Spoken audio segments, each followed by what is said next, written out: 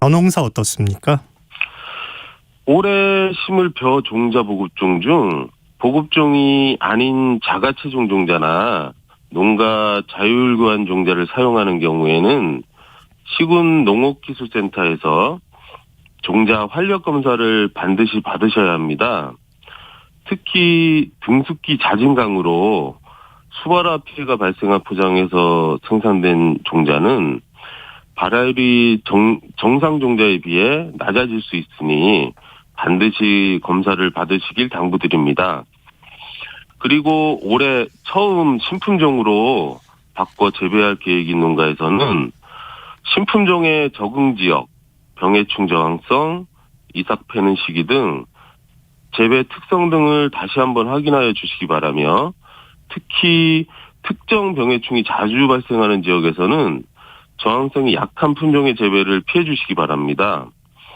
그리고 저온 저장고에 저장 중인 벼는 품질 유지를 위하여 수분 함량, 저장 온도와 습도를 주기적으로 관리하여 곰팡이, 해충 등의 발생으로 인한 품질 손상 피해를 받지 않도록 지속적으로 저장고를 점검하여 주시기 바랍니다. 네.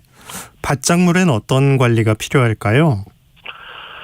밀가보리는 서리빨에 의한 뿌리 들뜸 등 엄 피해 발생이 우려되므로 다박기 등을 활용하여 뿌리가 들뜨지 않도록 관리해 주시고 논주위 배수구도 잘 정비하여 습해를 예방해 주시기 바랍니다. 그리고 인산 재배를 위한 예정지를 선정할 농가에서는 토양의 물리성과 화학성을 살펴보고 결정해야 합니다. 농촌진흥청에서 개발한 토양환경정보 시스템인 흑토람에 접속하여 토양의 물리성과 화학성을 확인한 후 예정지를 선정하고 예정지 선정 후에는 가까운 농업기술센터에 토양 분석을 의뢰하여 시비 처방을 받아 예정지 관리를 시작하는 것이 좋습니다. 네. 시설 재배 농가에선 어떤 작업을 해야 할까요? 갑작스러운 폭설에 대비하여 제설 장비 준비, 지주 보강, 배수로 정비 등을 철저히 해주시고 온풍기 등 가온 시설과 보온 시설 등을 수시로 점검하여 한파 대비도 철저히 해주시기 바랍니다. 그리고 보온 커튼은 해가 뜨는 즉시 걷어 햇빛을 많이 받을 수 있도록 관리하고 과체류는 해 뜨기 전, 해진 후 벼농 관리를 해주면 작물의 수량 품질 향상은 물론 난방비 절감에도 유리합니다. 그리고 시설 내에 이산화탄소 농도가 낮으면 수량과 품질이 떨어질 수 있으므로 이산화탄소 공급을 위해 환기, 퇴비 볏짚 톱밥 등의 유기물 시용, 탄산 시비 등을 실시하면 좋습니다. 네. 과수농가에서 해야 할 일도 말씀해 주시죠. 과수농가에서는 겨울철 전정을 실시하는 기간인데요. 전정 시에는 과수 화상병 등 주요 병의 사전 예방을 위하여 다음 사항을 반드시 지켜주시기 바랍니다. 과수원은 청결하게 관리하고 과수원 출입용 신발과 작업복은 외부 활동용과 구별하여 사용합니다. 그리고 주변 과수원 방문을 자제하여 오염이 확산되지 않도록 해주시고요. 사용한 전정가위는 철저히 소독한 후 다른 나무 전정에 사용해야 합니다. 과원마다 전정가위를 따로 구비하여 해당 가원에서만 사용하고 농작업하는 사람의 과수원 출입 시에는 반드시 소독을 실시하도록 관리하여 주시기 바랍니다. 네. 축산농가에서는 전기 설비도 좀 점검해야겠어요. 네. 겨울철에는 전력 소모량이 많으므로 축사의 전기 설비에 대한 안전관리가 매우 중요합니다. 환풍기, 온풍기 등 전기기구와 전선 관리를 철저히 하고 축사 내부 전선의 피복 상태를 점검하고 분전반, 노출 전선 등을 청결하게 유지하여 화재 발생 요소를 사전에 차단해 주시기 바랍니다. 그리고 지난 7일 전북 정읍소재 종오리 농가에서 고병원성 조류 인플루엔자가 확진되었습니다. 사육 중인 오리는 항원 검출 즉시 이동 열처리 방식으로 신속히 살치 처분을 완료하고 추가 확산 방지를 위해 매일 2회 이상 소독을 강화하여 위험 요인을 제거하고 있습니다. 축산 농가에서는 축사와 주의를 항상 깨끗이 하고 차단 방역 및 소독을 철저히 하여 조류 인플루엔자, 아프리카 돼지열병 등 가축 전염병 예방에 적극 협조하여 주시길 당부드립니다. 네. 농작업정보 농촌진흥청 대변인실 정병진 농촌지도관이었습니다. 고맙습니다. 네, 감사합니다.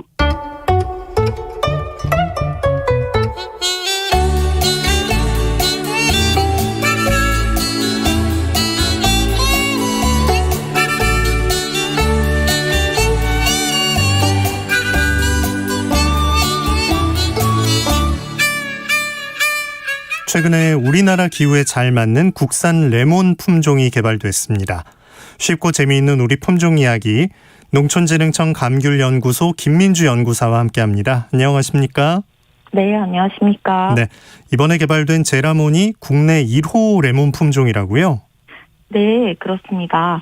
제라몬은 수입 레몬을 대체하고 우리 국민들에게 품질 좋은 레몬을 생산하고 제공하기 위해서 농촌진흥청 감귤연구소에서 개발한 첫 번째 레몬 품종입니다. 네, 제라몬이란 이름엔 어떤 뜻이 들어있나요? 제주도 분들이라면 다 알고 계시는 제라진이라는 단어를 사용하여 품종의 이름을 짓게 되었는데요.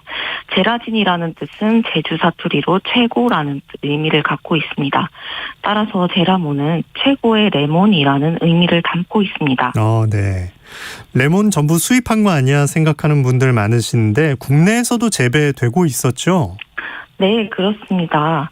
하지만 레몬은 추위에 굉장히 약한 품종이기 때문에 국내에서는 상대적으로 따뜻한 제주 지역, 주로 하우스나 시설 내에서 재배되고 있습니다. 전국 레몬 재배 면적 중 96% 정도가 제주 지역에서 재배되고 있으며 현재 제주 지역에서만 24.4헥타르 정도 재배되고 있습니다. 하지만 최근 육지에서도 레몬 재배가 점차 증가하고 있는 추세입니다. 네. 그럼 지금까지는 어떤 품종을 키웠나요? 현재 우리나라 재배되고 있는 레몬 품종은 주로 유레카 레몬과 리스본 레몬입니다. 국내에서는 유레카 레몬과 리스본 레몬이 약 7대3 정도의 비율로 재배되고 있습니다. 하지만 제라몬의 묘목 수요도 점차 높아지고 있는 추세입니다. 네. 그럼 제주에서 키웠던 그 레몬이 국내 유통 레몬에서 어느 정도를 차지했을까요? 대략 5에서 10% 정도로 알고 있습니다. 그럼 나머지는 다 전부 그냥 열매를 수입을 했던 거군요. 네. 주로 미국과 칠레에서 수입하고 있습니다. 네. 그 한 해 수입량은 얼마나 될까요? 한 해 수입 물량은 2020년을 기준으로 대략 19,000톤 정도입니다. 매년 수입량 또한 증가하고 있는데요. 그만큼 레몬을 찾는 분들이 점차 많아지고 있는 것 같습니다. 몇 년 전부터는 레몬이 다이어트에 도움이 되고 피부 미용에 좋다는 점 때문에 여성들이 많이 찾고 계시고 또한 레몬은 비타민C 함유량이 높아서 감기 예방에도 좋기 때문에 카페에서도 즐겨 마시는 음료로 찾아볼 수 있고 가정에서도 청을 담가서 차로 이용하시는 분들이 많습니다. 네. 점점 소비가 늘 것 같으니까 이제 우리가 재배해서 소비를 하면 좋겠다 생각을 하셨을 것 같은데 국내에서 품종 개발 시작한 건 언제부터였나요? 수입 레몬을 대체하기 위해서 농촌진흥청 감귤연구소에서는 2000년대 중반인 2007년부터 레몬 품종 연구를 시작하여 현재까지 연구를 계속해오고 있습니다. 네. 이번에 이제 1호가 개발된 건데 어떤 과정을 거쳤습니까? 레몬이 추위에 약한 품종이다 보니 겨울철 추운 날씨에도 유독 눈에 띄게 생육이 좋은 개체들을 위주로 과실 특성 및 생육 특성 평가를 거쳐 선발하게 되었습니다. 네. 그 개발하시는 과정에서 특별히 어려운 점은 뭐가 있었을까요? 레몬류는 다른 과종과 달리 종자 안에 여러 개의 배가 있는데요. 그중 교배 종자를 찾는 것이 관건이라고 할 수 있습니다.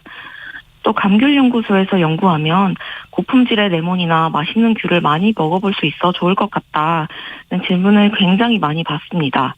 하지만 선발하는 과정 중에 다양한 레몬을 먹다 보면 굉장히 쓴 레몬도 맛보아야 하고 굉장히 시거나 텁텁한 레몬도 맛보아야 합니다.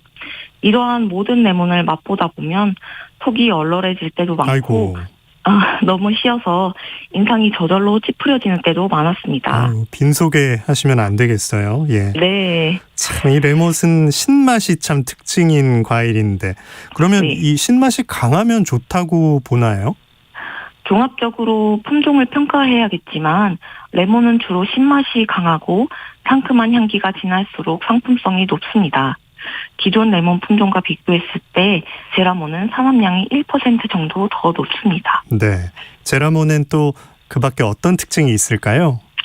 제라몬은 유레카 레몬보다 수세가 강해서 농가에 묘목을 심었을 때 나무의 성장 속도가 빠르다는 장점이 있습니다. 또한 레몬류는 추위에 약해 모든 품종이 시설 재배를 요하는데요. 제라몬도 시설 재배를 권장하기는 하나 다른 레몬 품종보다는 추위에 조금 더 강한 특성이 있습니다. 또한 제라몬은 레몬 과실의 상큼한 향기가 진합니다. 네. 국산 레몬 제라몬 장점이 참 많겠어요. 네. 앞으로 레몬은 보통 껍질째 이용하기 때문에 소비자들에게는 반부 처리가 안 된 국내산 레몬이 좋다는 인식이 많아서 인기가 좋습니다.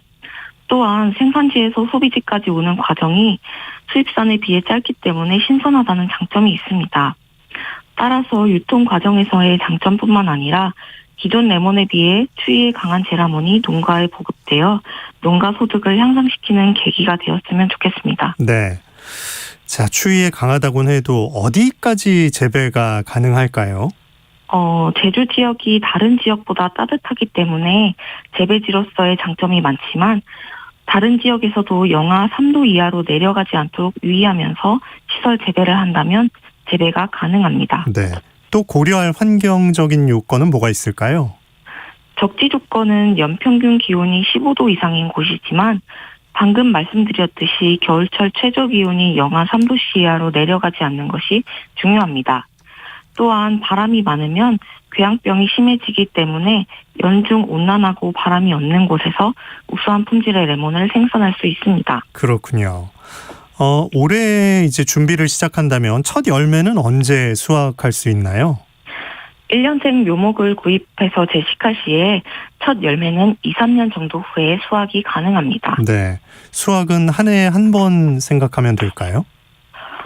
레몬은 일반적으로 사계성인 특징이 있습니다. 제라몬도 마찬가지로 1년에 3차례 정도 수확이 가능한데요. 수확 시기는 3월, 9월, 12월입니다. 하지만 제라몬은 주로 12월에 수확되는 과실이 90% 이상으로 많습니다. 네, 알겠습니다. 쉽고 재미있는 우리 품종 이야기, 우리나라 1호 레몬 품종 제라몬에 대해서 이야기 나눴습니다. 농촌진흥청 감귤연구소 김민주 연구사님 고맙습니다. 네, 감사합니다.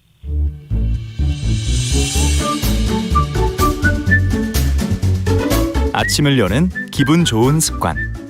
KBS 오늘 아침 1라디오.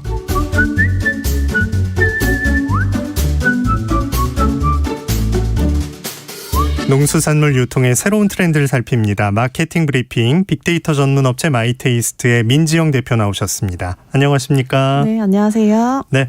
자, 최근엔 건강을 위해서 간헐적 채식도 하는데 2022년 식품 트렌드에 육식 최소화주의가 유행할 것이다. 이게 들어있다고요? 네, 그 건강 중심 트렌드와 또 채식이 전 세계적으로 유행을 하면서 일주일에 한 번만 고기를 먹자, 또 육류 소비를 최소화하자는 캠페인도 생기고 있고요.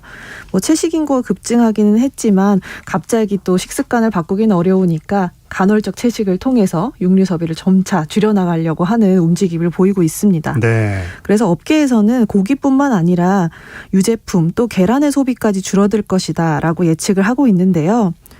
육류 소비를 줄이고 대체식품을 통해서 단백질을 섭취하려는 소비자들이 늘면서 대체육 시장이 또 커지고 있다고 합니다.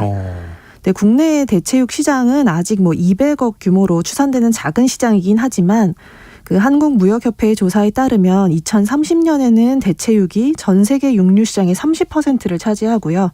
2040년이 되면 60% 이상을 차지할 것으로 예상하고 있다고 해서 이 육식 최소화주의 또 대체육의 그 성장이 또 무섭게 계속될 것이라고 생각이 되네요. 참 이게 큰 변화예요. 이런 네네. 날이 올 거라고는 생각도 못했잖아요. 그러니까요. 이게 건강뿐이 아니라 또 걱정되는 점이 있기 때문에 이런 일이 생기는 거죠. 네, 환경 문제도 대체육 시장이 커지게 된 또 대표적인 이유인데요.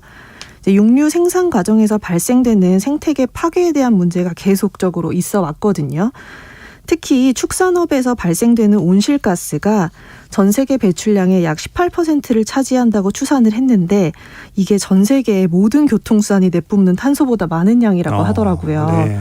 그래서 이렇게 육류 소비를 줄임으로써 환경오염도 막을 수 있다라는 점이 대체육에 대한 관심으로 연결이 됐다라는 생각이 들고 또 동물 복지에 대한 관심이 증가한 것도 하나의 이유입니다. 대량 생산과 소비를 위해서 공장식 농장에서 인간을 위해 사육된 동물들에 대해서 알려지면서 좀 자성의 목소리가 커지게 됐고요. 네. 예전에 모피코트를 위해 희생되는 동물들 때문에 불매운동으로 또 이어진 것처럼 이렇게 좀 사육되는 동물들에 대한 관심이 육류 소비의 감소로 이어지기도 했고요. 네. 또 마지막으로는 뭐 전염병 때문이기도 한데 그 코로나 사태 때문에 대체육 시장의 성장에도 영향을 주었다고 해요. 육류 가공 공장의 코로나 집단 감염으로 인해서 축산업계에서 육류 대란이 일어나면서 반대로 대체육 시장이 급부상했습니다. 이 한 세 가지 정도 조건에다 또 요새는 기술이 있으니까 네네. 대체육이라는 걸 이제 진짜 만들어낸다는 건데 여기에도 종류가 있나요? 네, 일단 대체육의 사전적 정의는 이제 모양과 식감을 고기와 유사하게 만든 식재료입니다. 근데 대체육은 뭐 소나 돼지 등 실제 동물의 줄기세포를 배양해서 인공적으로 만드는 배양육도 있고요. 이제 식물에서 단백질을 추출해서 만드는 추출육도 있는데요. 네. 우리가 일반적으로 알고 있는 건 식물 성분을 활용한 추출육을 대체육으로 이제 인지를 하고 있고요. 그래서 대표적으로는 콩으로 만든 고기. 콩고기. 네, 예. 먼저 떠올리실 것 같은데 이제 뭐 콩뿐만 아니라 해조류, 버섯, 심지어 최근에는 곤충까지 다양한 대체육 재료가 연구 개발되고 있다고 합니다. 네. 국내 시장은 어떤지 궁금해요. 국내에도 이렇게 좀 다양한 대체육 제품이 있나요? 네, 뭐 유럽이나 미국처럼 이미 대체육 시장이 크게 성장한 국가처럼 뭐 육즙까지 구현하고 뭐 맛이나 풍미까지 개발되는 단계는 아직 아니지만 이제 단순히 고기만 제조하는 그런 초기 단계에서 좀 벗어나서 가공식품이나 간편식까지 제조할 수 있는 수준까지는 올라왔습니다. 그래서 식이섬유의 식감과 또 채소의 색깔을 반영해서 햄과 같은 가공육을 만들기도 하고요. 뭐 만두, 소나, 캔 참치 등의 제품들도 뭐 개발이 돼서 출시가 된 상태입니다. 특히 국내의 경우는 해조류를 원재료로 활용해서 대체육을 만드는 연구도 굉장히 활발한데요. 이제 미역과 다시마에는 고기 맛을 내는 그 핵심 인자가 굉장히 다양하다고 하더라고요. 그래서 이를 바탕으로 대체육을 개발하면서 맛도 더 유사하게 만들고 있다고 합니다. 네. 초기니까 이게 많이 좀 알리는 게 중요할 것 같은데 네네. 마케팅은 어떤 쪽으로 합니까? 그 아까 말씀드렸던 그 이유들, 뭐 환경이라든지 내 건강을 내가 챙긴다. 이런 것들을 뭐 메시지로 많이 그 송출을 하고 있고요. 네. 나의 건강 또 지구의 환경 두 마리 토끼를 모두 잡을 수 있는 소비다라는 것을 강조하고 있습니다. 특히 기업 입장에서는 뭐 ESG 경영, 그 착한 기업이라는 것이 되기 위해서 다양한 노력을 하고 있는데 이렇게 좀 직접적으로 환경이 도움이 되는 대체육을 개발하고 또 알리는 데 적극적으로 나서고 있는 상황이고요. 이제 무엇보다 이러한 제품이 개발되었다는 자체가 소비자들의 관심을 끌고 있는 상태라서 소비자들이 또 자발적으로 후기를 남기면서 홍보를 하기도 하더라고요. 맞아요. 사실 누구나 약간 좀 궁금하잖아요. 네. 실제 그 먹어본 분들의 반응은 어떤가요? 이제 대체육 제품에 대체적으로 이제 긍정적인 반응을 보이시긴 하는데 사실은 다이어트와 건강뿐만 아니라 단순한 호기심으로 궁금해서 사 먹어봤다. 예. 네네. 이런 분들이 많았는데요. 의외로 맛있다라는 의견이 가장 많았습니다. 이제 뭐 대체육인지 모르고 먹었으면 고기인 줄 알았을 것이다. 이렇게 좀 긍정적인 평가를 남기기도 했는데 또 반대로 초기 단계의 대체육부터 접해보셨던 소비자들은 예전에 비해서는 조금 나아졌지만 아직까지는 고기와 같다고 보기에 무리가 있다. 이런 상반된 반응을 보였고요. 네. 그런데 또 가격에서는 처음 접해본 소비자분들은 가격이 너무 사악해서 자주 먹을 수는 없겠다. 이런 반응이 있었지만 또 자주 구매하시는 소비자들은 비싸더라도 다양한 제품이 출시되는 게 오히려 좋고 이런 비용이 아깝지 않다. 이렇게 후기들을 남기시더라고요. 네. 이게 근데 또 한쪽을 외면할 수 없는 게 축산업계의 시각이에요. 네네. 사실 국내보다 먼저 대체육 시장이 발달한 유럽에서도 축산업계와 대체육업계의 갈등이 많이 있었다고 합니다. 대체육의 명칭, 이 대체육을 고기라고 부르는 게 맞는가 가지고 논란이 있기도 했고요. 이렇게 고기라는 명칭을 동일하게 사용해서 소비자들에게 혼란을 줄 수 있다라는 이유로 프랑스에서는 대체육의 고기라는 이름을 쓸 수 없게 만들기도 했습니다. 네. 그래서 실제로도 축산업계의 미래가 불투명하다 이런 타격을 걱정하고 있고요. 그래서 사실 축산업계의 출구 전략 또 업종 전환에 대해서 또 구체적인 논의랑 지원이 이루어지고 있는 실정이라고 하더라고요. 예. 국내 축산업계도 이제 걱정을 시작해야 할 것 같은데 네네. 어떤 대응이 필요할까요? 아무리 근데 대체육 시장이 발전을 한다 하더라도 육류 소비의 완전한 제거가 아니라는 것을 먼저 우리가 생각을 하고 계속해서 방법을 좀 만들어 나가야 되지 않을까라는 생각이 들어요. 네. 그래서 이미 다양한 노력을 하고 있긴 하지만 축산업계에서도 또 다양하게 환경을 위해서 구체적인 대안을 마련해야 되겠다라는 생각이 들고요. 특히 해외의 경우에는 붉은 해조류로 만든 사료를 개발해서 먹이면서 메탄가스의 양을 기존 사료 대비 80% 이상 감소시켰다고 하거든요. 예. 그래서 이렇게 전반적인 생산 환경을 개선하면서 소비자들에게 이런 것들을 알리는 노력이 좀 필요하지 않을까 생각이 듭니다. 네. 마케팅 브리핑 마이테이스트의 민지영 대표와 함께했습니다. 오늘 소식 고맙습니다. 네, 감사합니다. 오늘 아침 일라디오 듣고 계십니다. 지금 시각 6시 45분입니다.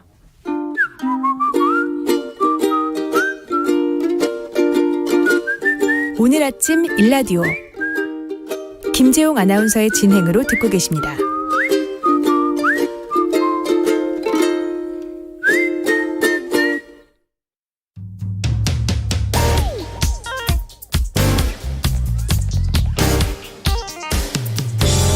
오늘 아침 뉴스 브리핑 정상근 기자와 함께합니다. 안녕하십니까?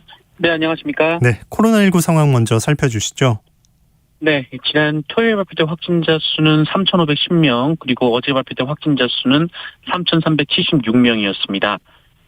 주말 이틀 합쳐서 6,886명으로 그 전주 주말에 비하면 한 1,500여 명 정도가 줄었습니다.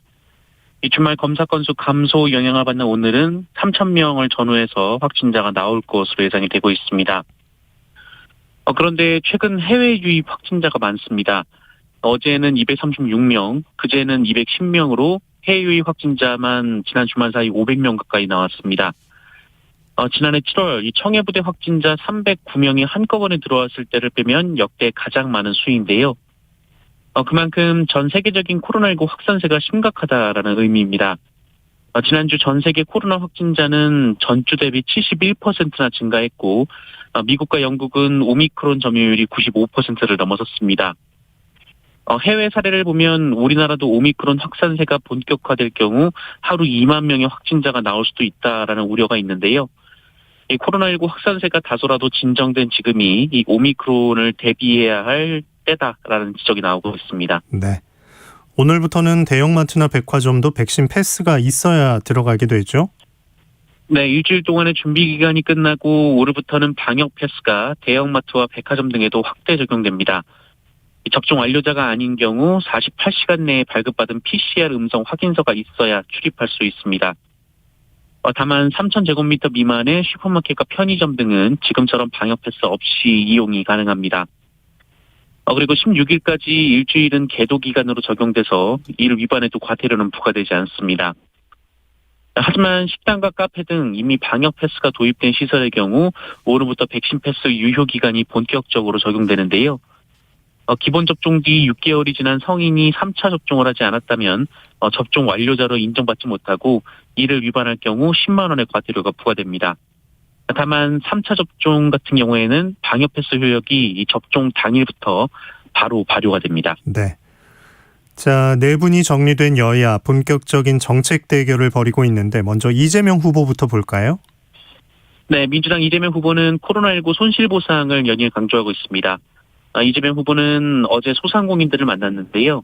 이 손실보상 산정 방식에 대한 불만이 쏟아지자 이재명 후보는 기획재정부를 강하게 비판하며 대폭적인 보상 확대를 강조했습니다. 이 대중교통을 타고 시민과 소통하는 메타버스 시즌2 일정을 이어가기도 했는데요. 이재명 후보는 화제가 됐던 탈모 건강보험 적용에 대해서는 재정 부담이 거의 없다라며 추진 의지를 내비쳤고요. 또 분양가 상한제와 분양원가 공개를 민간에도 도입한다는 공약과 함께 비정규직에게 고용기간이 짧을수록 수당을 더 올려주는 공정수당 확대를 약속하기도 했습니다. 네. 윤석열 후보는 어떤 얘기들을 했습니까?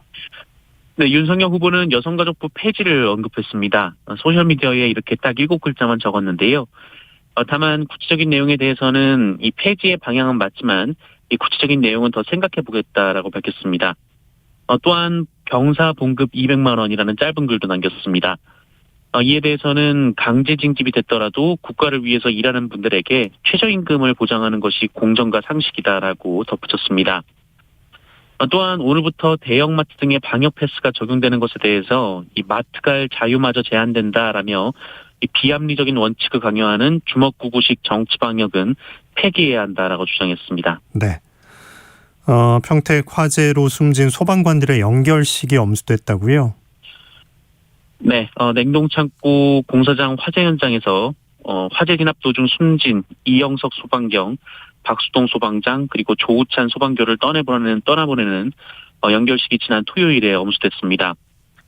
이 평택 이충문화센터에서 경기도청장으로 거행됐고요.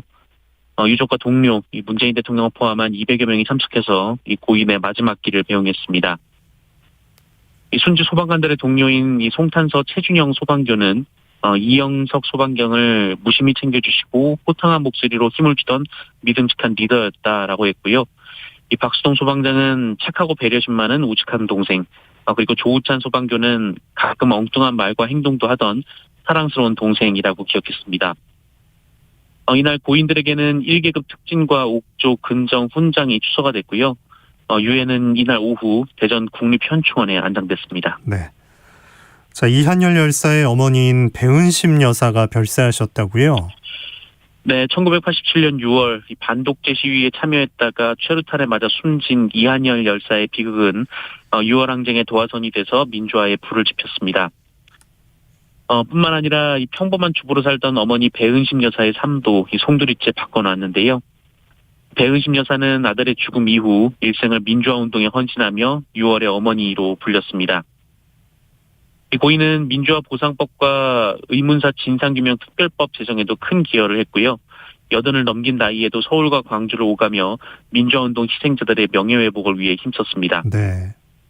문재인 대통령은 빈소를 직접 찾아서 유족들을 위로하며 6월 항쟁의 상징인 이한열 열사 그리고 아들의 못다 이룬 꿈을 이어간 배은심 여사의 희생과 헌신이 오늘날 대한민국 민주주의를 만들었다라고 평가했고요. 이 대선 후보들과 정치권에서도 일제히 추모의 뜻을 전했습니다. 장례는 내일까지 사회장으로 이어지고요. 이 배은심 여사는 아들이 잠들어 있는 망월동 묘역에 안장이 됩니다. 네. 자, 작업 도중에 고압 전력에 감전돼서 숨진 하청업체 노동자 사고와 관련해서 한전 사장이 사과했다고요? 네, 작업 중 22,000볼트에 감전돼 숨진 고 김다운 씨 사망 사고에 대해서 한국전력 정승일 사장이 어제 공식 사과했습니다. 이 사고가 난 지 66일이나 지나서였습니다. 한전은 그동안 고인의 사망이 한전과 무관하다는 식으로 언론 보도에 대응해왔습니다. 이 고인이 위험한 작업을 하면서도 규정대로 절연차를 사용할 수 없는 환경에 처해 있었고 또 2인 1조 규정도 지켜지지 않았으며 이 고무 절연장갑 대신 면장갑을 끼고 있었던 것이 드러났음에도 한전은 안전수칙이 지켜지지 않은 것을 몰랐다라는 반응이었습니다. 하지만 이후 추가 보도를 통해서 김다운 씨가 작업했을 때 한전 직원이 현장에 있었고 당시 절연차를 쓸 수 없는 환경임을 알았음에도 한전이 작업을 종용했다라는 보도도 이어졌습니다. 결국 고용노동부 장관이 한전 사장에게 전화를 걸어서 이달 27일 시행되는 중대재해기업처벌법에 따르면 한전 사장이 처벌 대상이 될 수 있음을 경고한 뒤에야 사과가 나왔습니다. 네. 정승희 사장은 전류가 흐르는 전선을 직접 만지는 직접 활선 작업을 즉시 퇴출하고 전기를 끊고 작업하는 정전 후 작업 방식을 확대하기로 했습니다. 또 한전의 모든 전기공사 현장에 안전 담당자를 배치하고 고 김다운 씨처럼 노동자가 직접 전봇대에 올라가는 작업은 금지하기로 했습니다. 하지만 여전히 자신들은 작업에 관여하지 않는 발주처일 뿐이라며 원청으로서의 안전관리 책임에 대해서는 선을 그었습니다. 이에 유가족들은 한전이 사고 경위를 알려달라는 요구에 지금까지 묵살해놓고 진정성 없는 사과를 한다면서 오늘 이 전남 나주에 있는 한국전력 본사를 찾아가 항의할 예정이라고 밝혔습니다. 네. 자, 지난 주말엔 미세먼지가 기승을 부렸어요. 네, 올해가 시작된 지 얼마 안 되긴 했습니다만 특히 어제 공기질이 매우 나빠서요. 올해 최악의 대기 상태를 보였습니다. 서울의 경우 초미세먼지 농도는 오전 한때 최고 122 마이크로그램까지 치솟으면서 평소의 6배 수준에 달했고요. 경기도 안산은 낮 한때 152 마이크로그램까지 올라갔습니다. 북서풍을 타고 중국 등에서 미세먼지가 넘어온 것으로 분석이 되는데요. 여기에 대기 정체로 국내 발생 미세먼지까지 더해져서 더욱 농도가 짙어졌습니다. 이로 인해 전국이 나쁨에서 매우 나쁨 수준을 보인 가운데 특히 수도권과 충남에서는 올해 처음으로 이 미세먼지 비상 저감 조치가 실시됐고 이 초미세먼지 주의보도 발효가 됐습니다. 국립환경과학원은 오늘도 심한 미세먼지가 이어질 것이다라고 전망했습니다.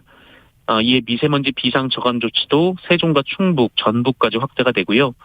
이에 따라 석탄 화력발전소 31기를 감축 운행하는 한편 이 비상 저감 조치 지역 내 미세먼지 배출이 많은 사업장과 이 공사장도 운영 시간이 줄어듭니다. 이 미세먼지는 내일 찬바람이 내려오면서 점차 해소가 될 것으로 보입니다. 네. 뉴스브리핑 정상근 기자와 함께했습니다. 고맙습니다. 고맙습니다. 자, 오늘도 큰 추위는 없겠습니다. 지금 서울 기온이 영하 2.1도 보이고 있는데요. 한낮에도